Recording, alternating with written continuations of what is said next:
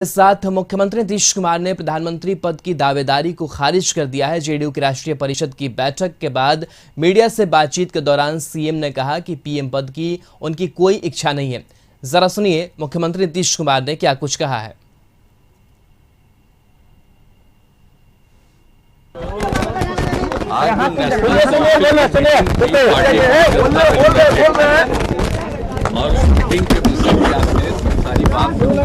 तो आप सब लोग के बीच में लोग पूरी बात कह चुके हैं, इसलिए उसमें कोई अपनी तरफ से कुछ कहने की आवश्यकता नहीं है। लेकिन कोई और बात किसी त्यागी जी ने बताया कि आप योग हैं पीएम के लिए बोला है। सबका कोई मेरी इच्छा है कुछ है सब। पटना में आयोजित जेडीयू की राष्ट्रीय परिषद की बैठक में एक प्रस्ताव पारित किया गया। इस प्रस्ताव में बकायदा ये कहा गया कि मुख्यमंत्री नीतीश कुमार पीएम पद के दावेदार नहीं हैं। राष्ट्रीय परिषद की बैठक खत्म होने के बाद पार्टी के प्रधान महासचिव केसी त्यागी ने जो कहा उससे तो यही बात सामने आती है। बैठक के बाद केसी त्यागी ने मीडिया को संबोधित करते हुए कहा कि हमने अपनी पार्टी की राष्ट्रीय परिषद की बैठक में बकायदा प्रस्ताव पारित किया है कि नीतीश कुमार प्रधानमंत्री पद के दावेदार नहीं है, लेकिन नीतीश कुमार में प्रधानमंत्री बनने की योग्यता है।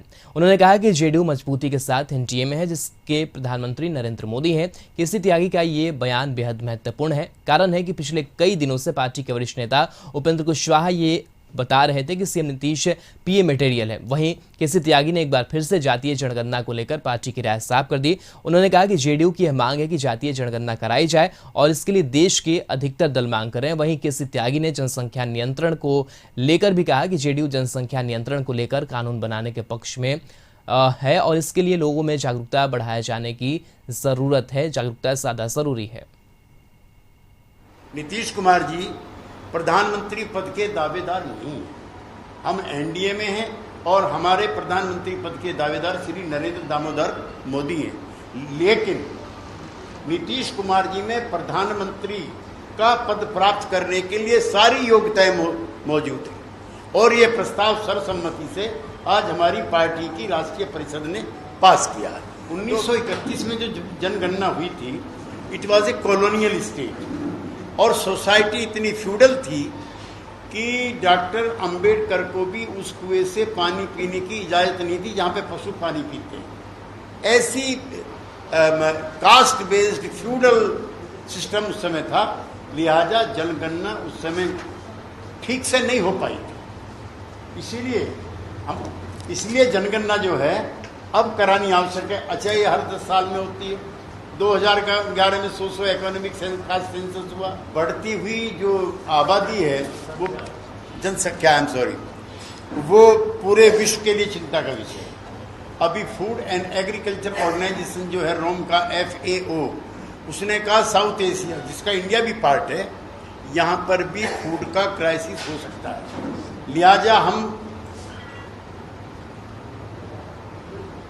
जो जनसंख्या नियंत्रण है उसके सबसे बड़े पक्षधर हैं। We must not be misunderstood and must not be mispropagated. लेकिन खाली कानून बनाने से ये काम होगा, हम ऐसा नहीं मानते। उधर जेडीयू के राष्ट्रीय अध्यक्ष ललन सिंह ने एक बड़ा बयान दिया है। ललन सिंह ने एक बार फिर कहा है कि जो लोग हमारे नेता नीतीश कुमार के प्रधानमंत्री मटेरियल पर सवाल उठाते थे, उनको ऐतराज होता था। ऐसे लोगों को बताना चाहते हैं कि हमारे नेता नीतीश कुमार में प्रधानमंत्री बनने के तमाम गुण हैं। वहीं ललन सिंह ने कहा कि उत्तर प्रदेश और मणिपुर के आगामी विधानसभा चुनाव के लिए वो बीजेपी से गठबंधन की कोशिश करेंगे। ललन सिंह ने इशारा किया कि अगर एनडीए गठबंधन के साझेदार के तौर पर बात नहीं बनती है तो पार्टी अकेले ही चुनाव में जा सकती है।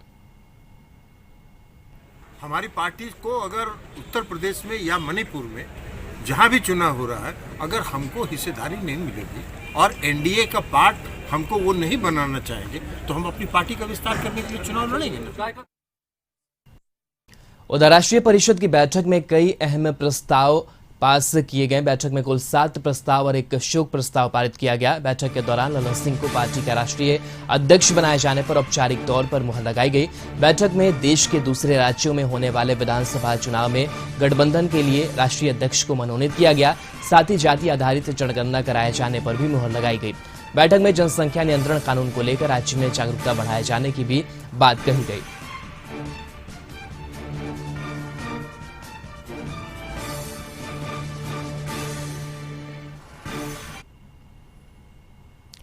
राष्ट्रीय जनता दल में चल रहा विवाद फिलहाल थमता हुआ नजर नहीं आ रहा है। तेजस्वी और तेज प्रताप के दिल्ली दौरे और लालू प्रसाद से मुलाकात के बाद एक कयास लगाए जा रहे थे कि शायद अब दोनों भाइयों के बीच उपजा विवाद थम जाएगा, लेकिन यह विवाद थमता दिखाई नहीं दे रहा है। एक बार फिर तेज प्रताप के समर्थकों की तरफ से लगाए गए पोस्टर से तेजस्वी यादव गायब है। पटना के अलग अलग इलाकों में ये पोस्टर आरजेडी के छात्र नेताओं की तरफ से लगाए गए हैं। उन पोस्टर से तेजस्वी यादव को आउट कर दिया गया है। आरजेडी कार्यकर्ताओं ने जो पोस्टर लगाए हैं उसमें राबड़ी देवी, लालू प्रसाद यादव और तेज प्रताप यादव की तस्वीर तो है, लेकिन तेजस्वी की तस्वीर गायब है।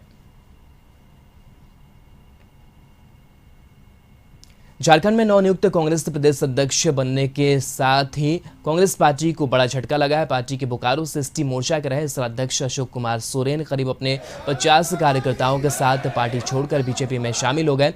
वहीं जेएमएम के पूर्व उपाध्यक्ष शिवराम मांझी भी अपने कई कार्यकर्ताओं के साथ जेएमएम छोड़कर रविवार को बीजेपी का दामन थाम लिया। जेएमएम और कांग्रेस से बीजेपी में शामिल होने आए सभी नेताओं और कार्यकर्ताओं का रांची के बीजेपी प्रदेश मुख्यालय सभागार में बाबूलाल मरांडी ने उनका स्वागत किया और भरोसा दिलाया कि पार्टी हमेशा उनके साथ खड़ी रहेगी।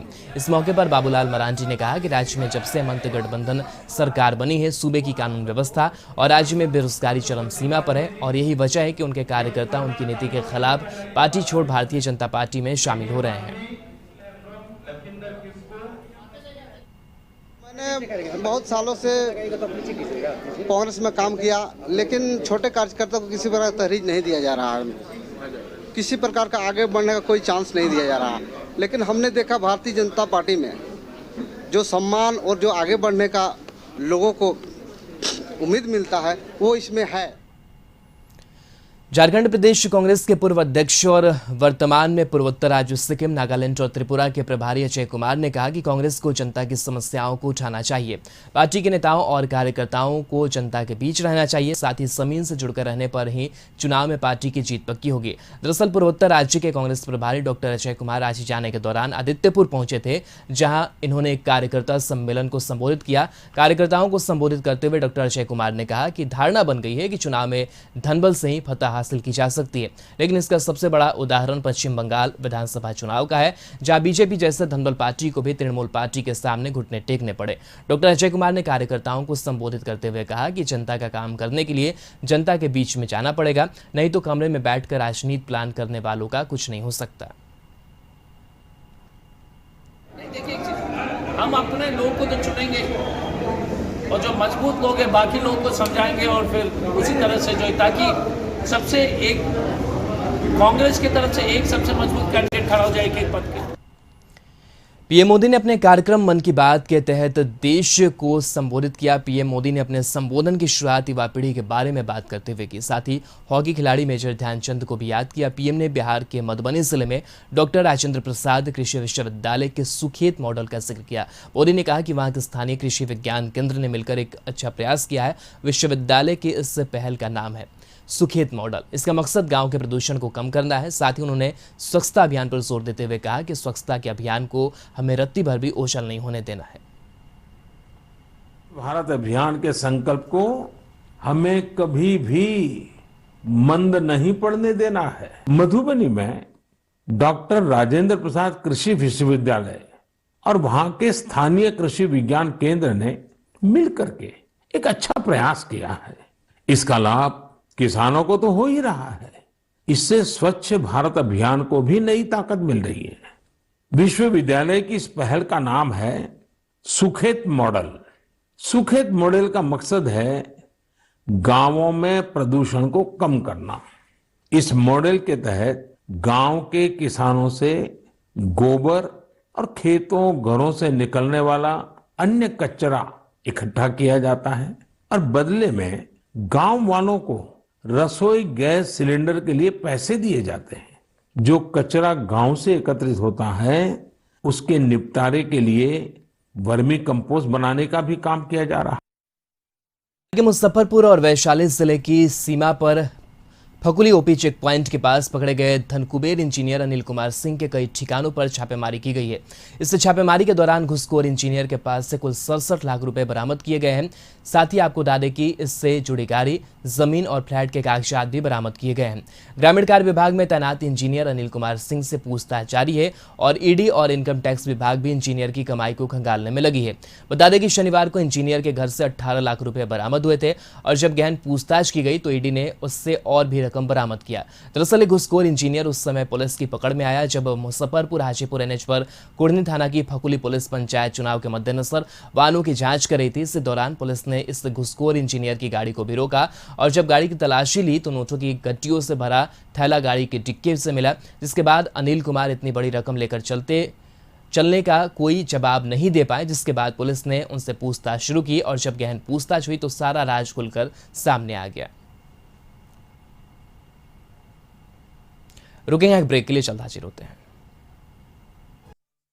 स्वागत है। बढ़ते आगे समस्तीपुर जिले में हुए बैंक ऑफ इंडिया में दिन दहाड़े 16,76,000 लूटकांड को पुलिस ने उद्भेदन कर लिया है, जिसमें 4 अपराधी के साथ 3 पिस्टल और लूट के 11 लाख रुपए बरामद किए गए हैं। घटना 7 अगस्त की है। दरअसल मुसरी घरारी थाना क्षेत्र के हरपुर इलाके में बैंक ऑफ इंडिया शाखा में 16,76,000 रुपए की लूट हुई थी। पुलिस इस मामले को गंभीरता से लेते हुए अनुसंधान में जुटी हुई थी। मोबाइल सर्विलांस के आधार पर अपराधियों तक पुलिस पहुंची, जिसमें एक ही गाँव के 4 युवकों को पुलिस ने गिरफ्तार किया, जो उजियारपुर थाना क्षेत्र के पतेली गांव का रहने वाला है। वहीं पुलिस का कहना है कि पूर्व में मुफस्सिल थाना क्षेत्र में 2 बैंक लूट की घटना को इन लोगों ने अंजाम दिया था। 16,76,000 रुपये की लूट हुई थी। हम लोगों ने उस पर गहन अनुसंधान करते हुए लूटकांड में शामिल सभी 4 अपराधियों के साथ सभी साक्ष्य के साथ गिरफ्तार किया है। इनके पास से लूटे गए रुपये में से कुल 11,10,100 रुपये बरामद हुए। साथ ही लूटपाट में जो उपयोग किया गया था हथियार, 2 पिस्टल और एक अन्य हथियार, 4 कारतूस बरामद। छपरा में बाइक सवार 3 अपराधियों ने शहर के दवा व्यवसायी की लूट के दौरान हत्या कर दी। दरअसल व्यवसायी पटना से ट्रेन से लौटने के बाद रिक्शे पर सवार होकर अपने घर जा रहे थे। रास्ते में अपराधियों ने उनके साथ लूट की घटना को अंजाम दिया। विरोध करने पर अपराधियों ने धारदार हथियार से वार कर उन्हें घायल कर दिया और उनका बैग लेकर फरार हो गए। घायल अवस्था में उन्हें अस्पताल ले जाया गया, जहां इलाज के दौरान उनकी मौत हो गई। इस पूरी घटना का सीसीटीवी फुटेज भी सामने आया है। पुलिस पूरे मामले की जांच में जुटी है।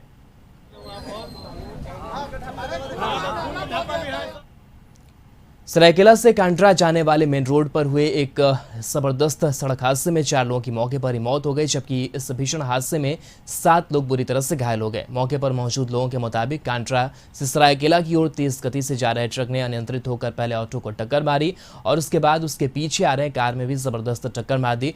टक्कर इतनी जोरदार थी कि ऑटो चालक के साथ साथ उसमें सवार 4 यात्रियों की मौके पर ही मौत हो गई। स्थिति है, यातायात समस्या को सुलझा दिया गया है और जितने भी मतलब लोग को एक्सीडेंट हुआ था उन लोग को ससमय अस्पताल पहुंचा दिया गया है। देखिए अभी सामान्य स्थिति है। एक का कैजुअल्टी हुआ था, सिर्फ एक। पुणे जिले कस्बा थाना क्षेत्र के सफदलपुर में दिन दहाड़े जमीन विवाद में एक शख्स की गोली मारकर हत्या कर दी गई। वारदात की सूचना पाकर पुलिस मौके पर पहुंची और अपनी जांच शुरू कर दी। मृतक कस्बा थाना क्षेत्र के सफदलपुर निवासी दयानंद ठाकुर बताया जा रहा है। मृतक की बेटी काजल कुमारी ने बताया कि दयानंद ठाकुर का अपने ही भाई नरेश ठाकुर से 18 एकड़ खेती की जमीन को लेकर वर्षों से विवाद चल रहा था। जमीन विवाद को लेकर एक दिन पहले यानी शनिवार को जान से मार देने की धमकी मिली थी। धमकी मिलने के बाद दयानंद ठाकुर कस्बा थाना शिकायत करने गए थे और शिकायत करने के बाद से निकलकर घर जा रहे थे। उसी क्रम में घर से 1 किलोमीटर पहले खोपाकट्टी के समीप पहले से घात लगे अपराधियों ने ताबड़तोड़ गोलियां बरसा दी। 3 गोली लगने से दयानंद ठाकुर की मौत घटनास्थल पर ही हो गई। दोनों याद ही हैं। अच्छा, उसी में गोली लगने से मृत्यु हो गई। अच्छा, पहले भी कुछ घटनाएं हुई है इससे पहले भी? नहीं, पहले मुझे जानकारी नहीं। ये कहा जा रहा है कि थाना से ये लोग आवेदन दे के लौट रहे थे और पहले ही पुलिस को इन्फॉर्म किया था ये लोग। नहीं, आवेदन पीछे तुरंत पुलिस पीछे जा ही रहे थे। मृत्यु के तुरंत 5 मिनट बाद ही पुलिस वहां पहुंच गई थी। पुलिस गाड़ी से ही मृतक को अस्पताल लाया गया। वैशाली में बालू माफियाओं पर कार्रवाई करने गई पुलिस और खनन विभाग की टीम पर बालू माफियाओं ने पथराव कर दिया। इस घटना में हाजीपुर एसडीपी और खनन विभाग की गाड़ी भी क्षतिग्रस्त हो गई। गंगा ब्रिज थाना क्षेत्र के तिरसिया देराय इलाके में पुलिस ने अवैध बालू माफियाओं पर कार्रवाई करते हुए 1 दर्जन से अधिक नाव को नदी में बहा दिया। वहीं आधा दर्जन नाव को तोड़कर पानी में डुबो दिया। साथ ही 60,000 CFT भंडारित बालू पर FIR कर जब्त कर लिया गया है। पूरी कार्रवाई हाजीपुर एसडीपीओ राघव दयाल और जिला खनन पदाधिकारी के नेतृत्व में की गई। रांची के डोरंडा में अल्ताफ हत्याकांड मामले में मुख्य आरोपियों की गिरफ्तारी की मांग को लेकर अल्ताफ के परिजनों ने जमकर हंगामा किया। मृतक के परिजनों ने इस मामले के सभी आरोपियों की गिरफ्तारी की मांग की। दरअसल घटना के कई दिन बीत जाने के बाद भी अभी तक आरोपी फरार है। हालांकि इस हत्याकांड के 14 आरोपियों को पुलिस ने गिरफ्तार कर जेल भेज दिया है, लेकिन इस कांड में शामिल मुख्य आरोपी शकील और अली को पुलिस अब तक गिरफ्तार नहीं कर पाई है। अल्ताफ के परिजनों का आरोप है कि पुलिस ने नामजद आरोपियों को गिरफ्तार नहीं किया है। इस वजह से परिवार के दूसरे लोगों को लगातार धमकी मिल रही है। कि 2 महीना पास किया मेरा 2 लड़का था, बड़ा बेटा कातिल चला गया। माँ बूढ़ा बूढ़ी क्या खाएंगे, कैसे जिएंगे, किस तरह से बात रोटी किसका कमाई खाएंगे। वो अपना परिवार पोसेगा, माँ बाप को भी पोसेगा। मेरा बच्चा लोग यतीम हो गया, छोटे छोटे बच्चा लोग, मेरा बहू बेवा हो गई, माँ बूढ़ी होकर घर छूट गया। आप लोग बताइए कि अभी तक कातिल नहीं पकड़ाया, कब पकड़ाएगा, कब हम लोग इंसाफ मिलेगा। हम लोग को कुछ तो कोशिश कीजिए, कुछ तो आप लोग कीजिए। क्या बातचीत हुई? तो वही बात पकड़ाएगा, पकड़ रहे हैं, किस तब पकड़े। 2 महीना पार हो गया, अब 4था महीना नहीं 6ठा महीना में पकड़ाएगा। बड़ी खबर बगहा से, जहां फिर एक बार गंडक नदी के जलस्तर में भारी वृद्धि दर्ज की गई है। वाल्मीकि नगर गंडक बराज से 5 लाख से अधिक पानी डिस्चार्ज होने की आशंका है। नेपाल के तराई क्षेत्रों में लगातार हो रही बारिश से उफान के बाद जिला प्रशासन माइकिंग से लोगों को सुरक्षित स्थानों पर जाने की अपील कर रहा है। फिलहाल गंडक नदी में 3,32,000 क्यूसेक पानी का डिस्चार्ज हो रहा है। गंडक नदी के साथ ही पहाड़ी नदियों में उफान और लगातार बारिश से स्थिति भयावह हो गई है।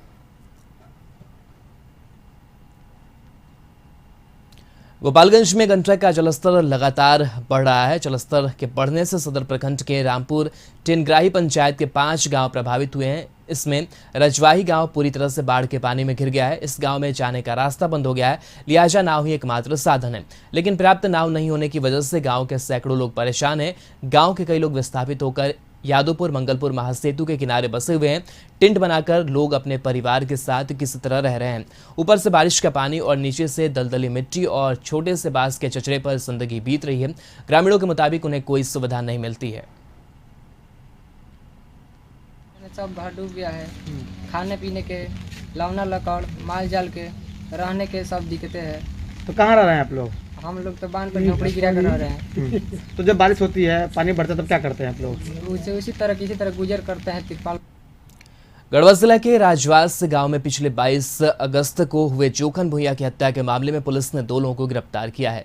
दोनों आरोपी पिता पुत्र हैं। इस मामले में रंका एसडीपीओ सुदर्शन आस्तिक ने बताया कि 22 अगस्त को चीनिया थाना इलाके के राजवंश गांव में जोखन भुइयां का शव पेड़ से लटका होने की जानकारी मिली थी। सूचना के आधार पर पुलिस ने जब मामले की छानबीन की तो पता चला कि जोखन की किसी ने हत्या कर शव को पेड़ से लटका दिया था। बाद में तहकीकात करने पर पुलिस ने जोखन की हत्या पैसे के लेन देन में होने का खुलासा किया।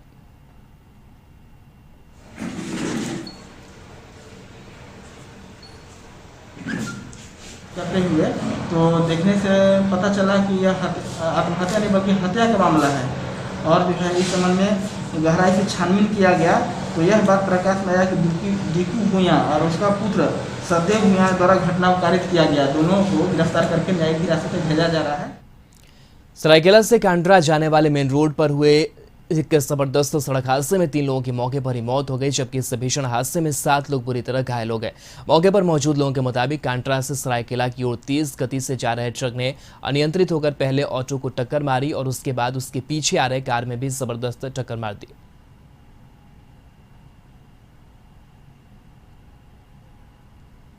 देवघर पुलिस ने हथियार का डर दिखाकर जमीन की घेराबंदी की कोशिश कर रहे 3 युवकों को गिरफ्तार किया है। इनके पास से पुलिस ने हथियार भी बरामद किया है। इस मामले में डीपीओ पवन कुमार ने कहा कि कुंजा थाना पुलिस को गुप्त सूचना मिली थी कि नैया डी गांव के समीप कुछ लड़के हथियार का भय दिखाकर जमीन घेराबंदी करने की कोशिश कर रहे हैं। इसके बाद पुलिस मौके पर पहुंचकर 3 युवकों को हिरासत में लिया।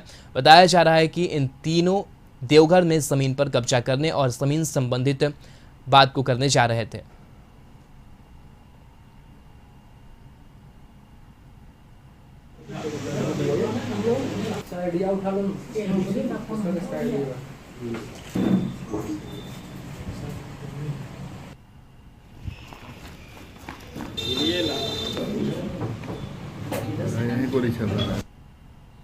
धनबाद शहर के टेलीफोन एक्सचेंज रोड के लोगों ने जन आक्रोश रैली का आयोजन किया। इस रैली में दर्जनों लोगों ने हिस्सा लिया। रैली में प्रदर्शन कर रहे लोगों ने आरोप लगाया कि नगर निगम ने शहर की घनी आबादी के बीच कंपैक्टर ट्रांसफार्मर स्टेशन बनाने का काम शुरू किया, जबकि यह इलाका घनी आबादी वाला है। लोगों ने आरोप लगाया कि इसके निर्माण से इलाके के लोगों का रहना दुभर हो जाएगा और सांस लेना मुश्किल हो जाएगा। उनका कहना था कि नगर निगम का काम लोगों को बीमारी से बचाना है, जबकि इसके बन जाने से हालात और भी खराब हो जाएंगे। लगा रहा है नगर निगम जो है, ये जो कि घनी आबादी है, पूरा रिहायशी इलाका है और यहाँ पर ये कचरा डंप बनने के बाद में जो कचरा प्रोसेसिंग प्लांट है, जिसको अंग्रेजी में जो है कंपैक्टर ट्रांसफार्मर स्टेशन बोलते हैं, है ना, उसकी परमिशन दिए हैं बनाने के लिए। ये ज़मीन रेलवे की है, नगर निगम की नहीं है। ये रिहायशी क्षेत्र है, यहाँ पर इस तरीके का संयंत्र लगने से यहाँ पर गंदगी का अंबार लगेगा। लातेहार में जंगली हाथियों के झुंड का आतंक बदस्तूर जारी है। ताजा मामला चंदवा थाना क्षेत्र के डुमरो पंचायत मोची टोला गांव का है, जहां देर रात जंगली हाथियों के झुंड ने गांव में धावा बोल दिया, जिसमें युवक की जान चली गई। कई ग्रामीणों ने भागकर जान बचाई। झुंड ने युवक को जान लेने के बाद कई मकानों को क्षतिग्रस्त कर दिया और घरों में रखे अनाज चट कर गए। वहीं कई किसानों के लहलाती मकई फसल को नुकसान पहुंचाया।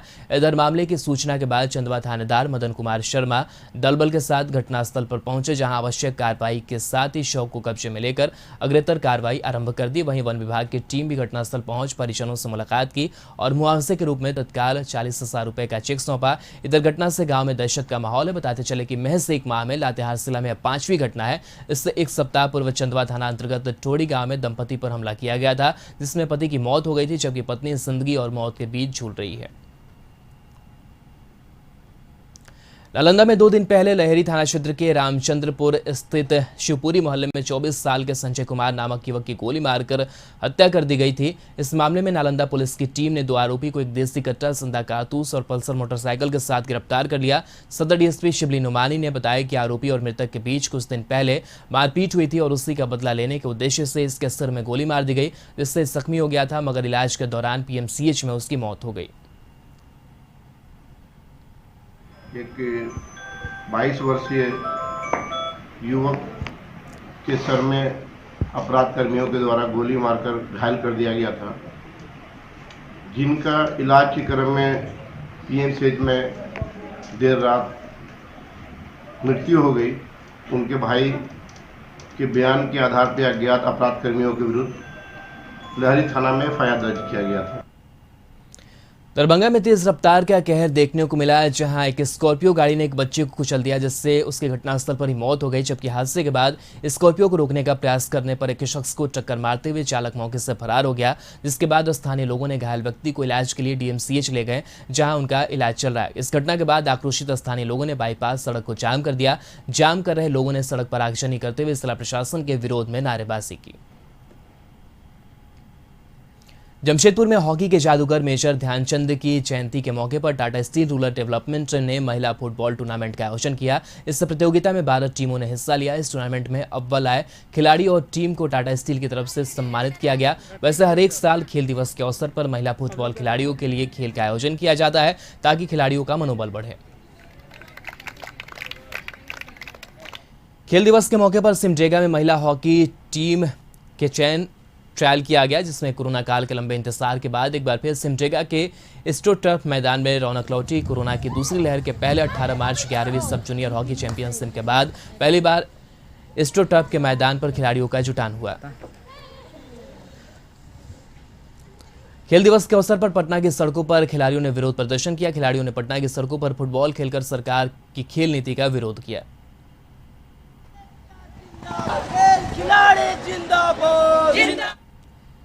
सीआरपीएफ जादूगोड़ा में कोल्हान प्रमंडल का सबसे ऊंचा और बड़ा राष्ट्रीय ध्वज फहराया गया। इस मौके पर संबोधित करते हुए केंद्रीय रिजर्व पुलिस बल के उप महानिरीक्षक आशुष शुक्ल ने कहा कि राष्ट्रीयता और खेल के लिए बल ने बहुत अच्छा काम किया है। देवघर के कोट रोड में बीजेपी महिला मोर्चा की तरफ से वृक्ष पूजन कार्यक्रम का आयोजन किया गया। इस वृक्ष पूजन कार्यक्रम में भारतीय जनता पार्टी महिला मोर्चा के सदस्यों ने एक साथ प्रदेश कार्य समिति सदस्य ने वृक्ष पूजन किया।